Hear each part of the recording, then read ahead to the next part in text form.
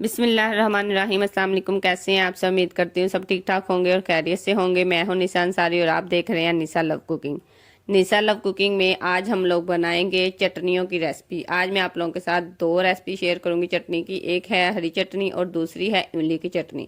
ویسے تو آپ لوگوں نے بہت ساری املی کی چٹنی ٹرائی کی ہوگی، لیکن آج جو میں آپ کو میتھڈ بتاؤں گی وہ بہت ہی سمپل ہے اور اس کے بہت کم مزے کا ٹیسٹ آتا ہے۔ سب سے پہلے ہمیں چاہیے ہرا دھنیا، جس کو ہم لوگوں نے اچھے سے اس کو کٹنگ کر لینا ہے، اور اس کو کٹنگ کرنے کے بعد آپ نے اس کو واش کرنا ہے۔ اس میں تھوڑا سا ہم لوگ پودینہ شامل کریں گے اور ہری مرچ۔ اس میں ہم لوگ بہت زیادہ پودینے کا استعمال نہیں کریں گے۔ اگر آپ لوگوں کے پاس تقریباً ایک گٹی ہرے دھنیے کی ہے نا، تو آپ لوگوں نے اس میں ہاف گٹی جو ہے نا وہ پودینے کی شامل کرنی ہے۔ ساتھ میں اس میں ہم لوگ نمک شامل کریں گے اور پانی شامل کریں گے۔ اس میں آپ لوگوں نے بہت زیادہ پانی ایڈ نہیں کرنا، کیونکہ ہماری جو چٹنی ہے نا اس کو ہم لوگوں نے تھوڑا تھک ہی رکھنا ہے، اس طرح کا۔ اس کو آپ نے سارا بنانے کے بعد ایک باؤل میں نکال لینا ہے۔ اس کے بعد اس میں ویسے بہت سارے لوگ اس میں پیاز بھی شامل کر سکتے ہیں، لیکن اگر آپ لوگوں نے اس کو فریز کرنا ہے نا تو پھر آپ لوگوں نے اس میں پیاز شامل نہیں کرنا۔ اگر آپ لوگوں نے ویسے ہی اس کو کھانا ہے کھانے کے ساتھ، پھر آپ لوگ اس میں پیاز شامل کر سکتے ہیں۔ اس کے بعد ہم لوگ اس کو ایک کیوب کی شکل میں نکال لیں گے، اس کو فریز ہونے کے لیے رکھ دیں گے۔ اس کے بعد ہم لوگ اس کو ایک باؤل میں نکال کے رکھ لیں گے۔ تو دیکھیے ہماری کتنی یونیک سی زبردست سی ہری چٹنی ریڈی ہو چکی ہے۔ اس کو میں نے 2-4 گھنٹے کے بعد نکال لیا تھا۔ تو دیکھیے یہ کتنی آسانی سے اس میں سے نکل رہے ہیں۔ اس کو آپ بہت آسانی سے علیحدہ کر سکتے ہیں، اور اس کو ایک باؤل میں نکال کے آپ نے دوبارہ سے فریز کر لینا ہے۔ جب بھی آپ لوگوں نے رائتا بنانا ہے تو آپ میں سے ایک کیوب نکال کے اس میں شامل کریں دہی میں، تو اس کا جو رائتے کا کلر ہے وہ بہت ہی اچھا آئے گا۔ تو دیکھیے ہمارے کیوبز کتنے مزے کے ریڈی ہو چکے ہیں۔ اب میں نے اس کو ایک باؤل میں نکالا تھا، میں دوبارہ اس کو فریز کر دوں گی۔ دوسری طرف ہم لوگ بنائیں گے املی کی چٹنی۔ املی کی چٹنی بنانے کے لیے سب سے پہلے آپ لوگوں کو املی جو ہے نا وہ اچھی کوالٹی کی استعمال کرنی چاہیے۔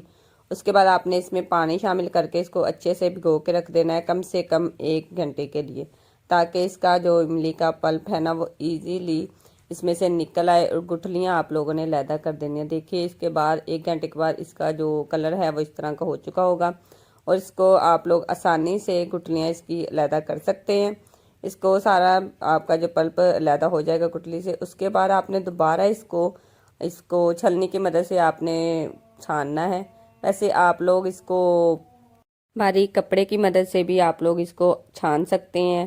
اس کے بعد جب سارا پلپ علیحدہ ہو جائے گا، اس کے بعد آپ کو چاہیے 1 عدد بلینڈر، جس میں ہم لوگ یہاں پہ آ کے جو ہم لوگ ہیں نا بہت ساری غلطی کر دیتے ہیں، پھر ہم لوگ کہتے ہیں کہ ہماری چٹنی ویسے نہیں بنی۔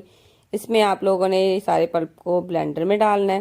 اس میں شامل کرنا ہے آپ لوگوں نے 1 چمچ بھر کے زیرہ، جس کو آپ لوگوں نے اچھے سے بھون لینا ہے، کیونکہ زیرہ جب بھی آپ لوگ استعمال کریں نا تو اس کو بھون کے ہی استعمال کیا کریں۔ اس کے بعد اس میں جائے گا لہسن، اور پودینے کی تقریباً اس میں آپ لوگوں نے نا 1 گٹی ڈالنی ہے، اس سے اس کا ٹیسٹ جو ہے نا وہ بہت ہی اچھا ہوگا۔ ساتھ میں آپ لوگوں نے جو املی کا پلپ نکال کے رکھا تھا اس کو ڈال دینا ہے، اور اس کو آپ لوگوں نے اچھے سے بلینڈ کر لینا ہے۔ اس کے بعد ہمیں چاہیے 1 عدد پین، جس میں آپ لوگوں نے یہ سارا جو ہم لوگوں نے پیسٹ بنایا تھا اس کو شامل کر دینا ہے، اور اسی میں آپ لوگوں نے پانی شامل کر دینا ہے۔ پہلے آپ لوگوں نے جب املی کو بھگو کے رکھنا ہے نا، اس وقت آپ لوگوں نے بہت زیادہ اس میں پانی نہیں شامل کرنا ہے۔ ایک تو یہ ہے کہ اگر آپ لوگ اسی وقت اس میں زیادہ پانی شامل کریں گے نا، تو آپ کو جب آپ لوگوں نے املی کا پلپ علیحدہ کرنا ہے تو آپ لوگ کو کافی مشکل پیش آئے گی۔